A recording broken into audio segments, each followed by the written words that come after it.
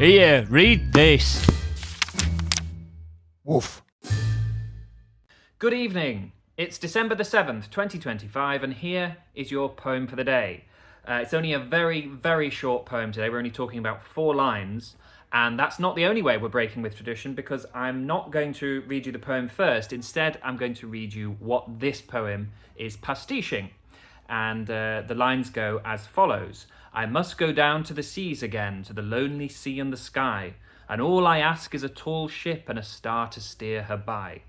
Those are the opening lines of John Masefield's poem Sea Fever, which may well be a future subject on this programme, but it's not tonight. Instead, we come to today's poem, the main event, which is Spike Milligan's reimagining of these lines, which read, I must go down to the sea again, to the lonely sea and the sky.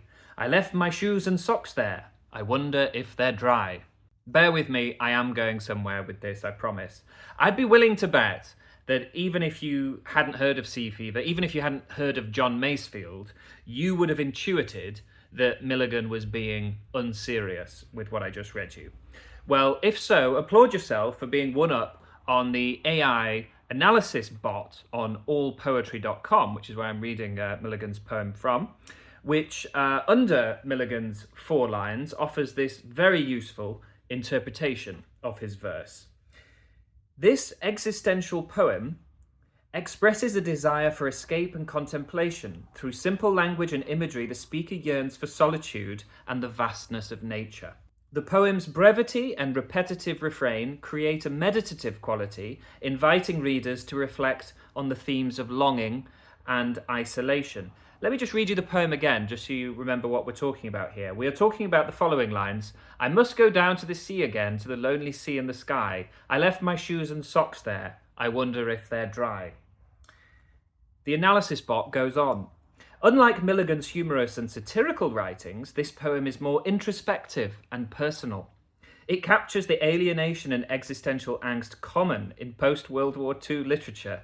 Its minimalist style and evocative language echo the works of modernist poets such as T.S. Eliot and Ezra Pound. However, Milligan's unique voice and perspective give the poem a distinct and poignant tone. So the AI bot cannot be excused for simply not getting jokes. It recognises the fact that Milligan is prone to humour elsewhere, but it insists that in this occasion he is not being humorous at all. He is being poignant and reflecting on themes of longing and isolation.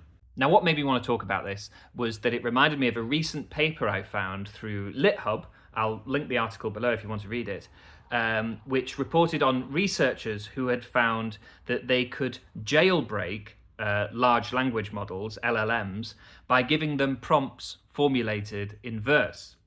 Or as they call it, adversarial poetry. So hacking into AI systems using adversarial poetry.